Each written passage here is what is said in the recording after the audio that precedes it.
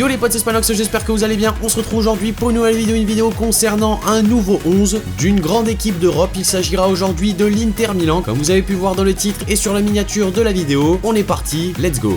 Alors voici à quoi pourrait ressembler l'Inter Milan version 2019-2020, équipe entraînée bien sûr par Antonio Conte. Je pense que ça va être une équipe quand même assez importante de Serie A, il faudra pas la négliger. On commence avec les cages, pas trop de différence par rapport à la saison dernière puisqu'il s'agit de Samir Handanovic qui sera probablement un des éléments forts de cette équipe version 2019-2020, un très grand gardien. On passe ensuite à la défense centrale, défense à 3, une défense que je trouve quand même assez incroyable de par les complémentarités de certains joueurs, Stéphane De Vrij, Diego Godin et Milan Skriniar. Ces trois joueurs qui peuvent vraiment se compléter à la perfection. Diego Godin est arrivé en tant que patron et je pense que c'est vraiment lui qui va donner cette force et cette liaison à cette défense à 3 puisque en effet Antonio Conte, je pense, jouera avec ce dispositif là de 3 joueurs en défense, 2 joueurs sur les côtés, 3 milieux de terrain et 2 attaquants. En tout cas moi la défense je la trouve vraiment très puissante et je pense que ce sera un des axes forts de l'Inter Milan pour cette nouvelle saison. On passe ensuite avec les 2 joueurs sur les côtés. On a premièrement Valentino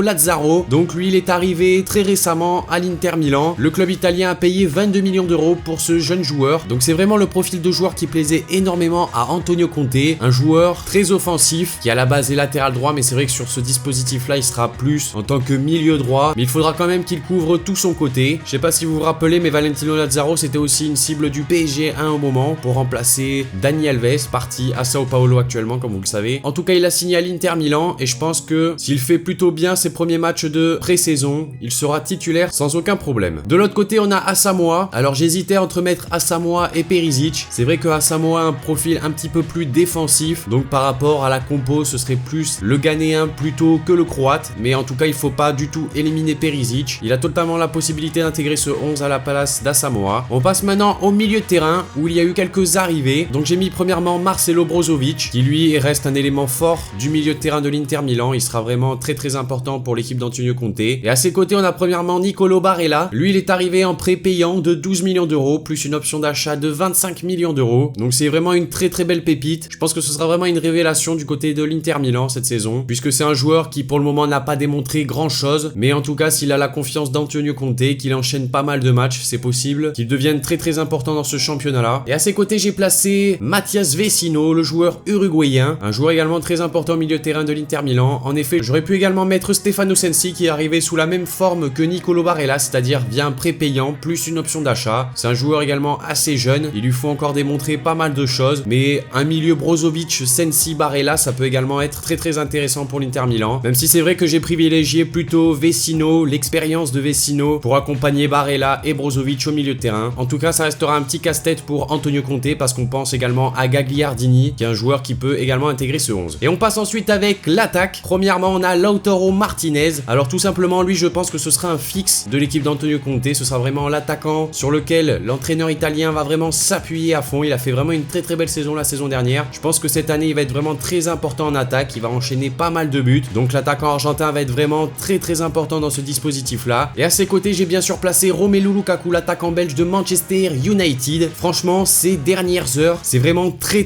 probable que Lukaku signe du côté de l'Inter Milan. Alors premièrement, le club mancunien ne le veut plus. La preuve, il est en train de s'entraîner actuellement avec Anderlecht en Belgique. Deuxièmement, le joueur souhaite partir et ça le dérangerait pas du tout de rejoindre la Serie A et l'Inter Milan. Et troisièmement, on a ensuite Antonio Conte, l'entraîneur de l'Inter Milan, qui a dit à plusieurs reprises que le profil de Romelu Lukaku l'intéressait vraiment énormément et qu'il ferait tout pour le faire signer à l'Inter Milan. Donc je pense que toutes ces informations réunies font que l'arrivée de Romelu Lukaku à l'Inter Milan va être imminente. Du coup, dites-moi dans les commentaires ce que vous pensez d'une association en attaque Lautaro Martinez, Romelu Lukaku. Je tenais ensuite à vous parler des départs avec quand même 2 joueurs que le club souhaitait vraiment voir partir à tout prix. On a premièrement Radja Nainggolan. Alors Radja Nainggolan lui a trouvé une porte de sortie puisqu'il est parti en prêt du côté de Cagliari pour une saison. Et ensuite on a le dossier Mauro Icardi qui est un dossier vraiment très compliqué et très chaud. Les deux parties, c'est-à-dire le joueur et le club italien, ne souhaitent pas collaborer. L'Inter Milan ne veut plus que Icardi joue sous ses couleurs et Icardi souhaite partir. Cependant il a un peu de mal à trouver un nouveau club et c'est vrai que à ce que j'ai lu, Icardi pourrait rester dans le club de l'Inter Milan jusqu'à ce que son contrat expire, sauf que l'Inter Milan ne le ferait pas jouer, donc il pourrait rester 2 ans sans jouer. C'est quand même assez délicat. On verra ce qui se passe dans les prochains jours.